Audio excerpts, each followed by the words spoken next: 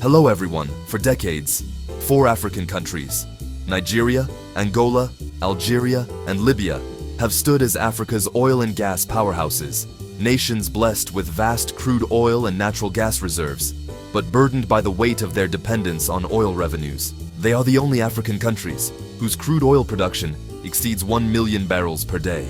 Crude oil accounts for over 80% of their export revenues. Government budgets are overwhelmingly funded by oil revenues. Their common challenge is a dominant oil sector that crowds out other industries, especially agriculture and manufacturing sectors.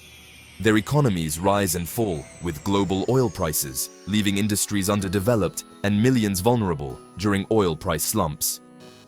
Yet beneath this paradox lies a chance for economic rebound. From Nigeria's growing manufacturing base to Algeria's industrial renewal, a quiet transformation is taking shape. In this video by Africa Rebound, we explore how these 4 nations can finally turn their oil wealth into lasting prosperity by rewriting their economic stories for a more resilient and diversified future. However, their journeys toward economic diversification and industrialization reveal starkly different strategies and outcomes. Let's talk about Nigeria first.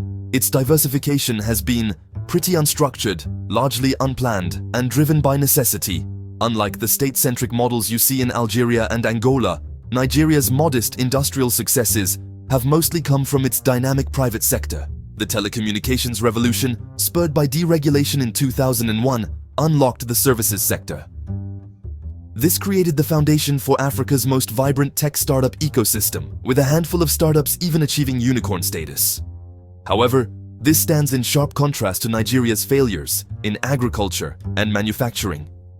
Chronic electricity shortages, policy flip-flops, and infrastructure decay have prevented Nigeria from building a competitive industrial base, leaving the country, unfortunately, reliant on imported goods. Next, let's look at Algeria, which presents the clearest case of state-led industrialization. The Algerian government has channeled oil revenues into building a self-sufficient industrial base focusing on food processing, steel, cement, liquefied natural gas, petrochemicals, and mining. While this has reduced imports in some sectors, it has created an economy dominated by inefficient, uncompetitive state-owned enterprises. The private sector is stifled by bureaucracy and restrictive investment laws. Consequently, industrial underperformance and unemployment, especially among the youth, remains a critical failure of Algeria's model. Next, let's turn to Angola, which emerged from a 27-year civil war in 2002.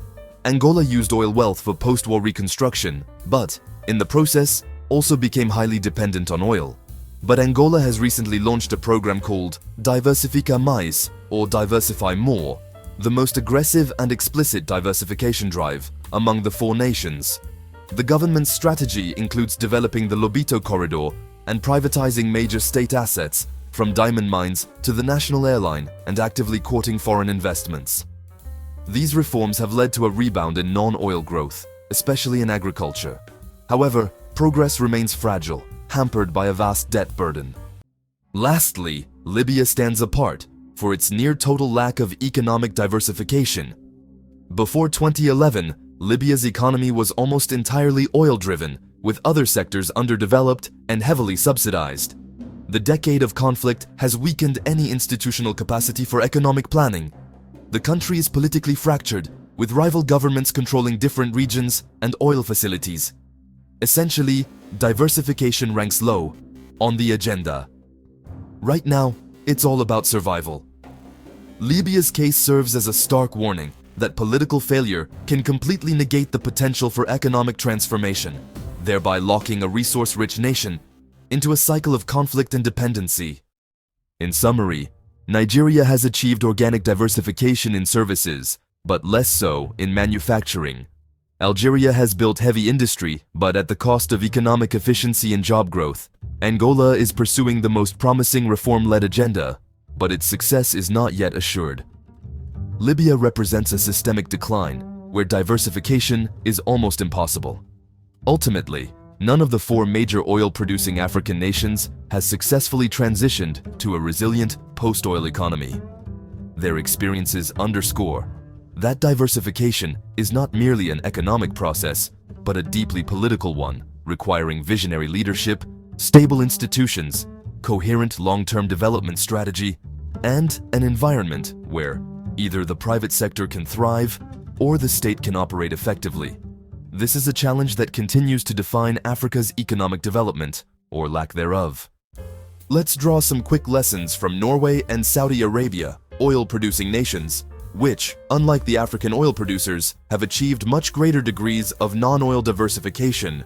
Norway converted oil revenues into a large, prudently managed Government Pension Fund Global, or GPFG, which is actually the world's largest sovereign wealth fund, at over $2 trillion in size to stabilize the economy and invest for future generations. This was combined with strong institutions and competitive non-oil sectors. Under its Vision 2030, launched in 2016, Saudi Arabia uses a strategic state vehicle, the Public Investment Fund, PIF, currently with over $900 billion in size, to fund downstream giga projects in petrochemicals, mining, manufacturing, and entertainment. These measures have significantly increased Saudi Arabia's non-oil GDP. Non-oil exports have also reached 55% of total exports. In conclusion, Africa's four oil giants stand at a defining crossroads. For too long, their fortunes have flourished or declined with the price of crude oil, while true prosperity remained beyond reach. But destiny is not written in oil. It is shaped by courage, vision, and the will to change. If Nigeria, Angola, Algeria, and Libya can invest their oil wealth in people, innovation, and industries, they can rise beyond the limits of black gold. The future belongs not to those who drill deeper, but to those who dream bigger and dare to rewrite the story of Africa's prosperity. Thanks for watching.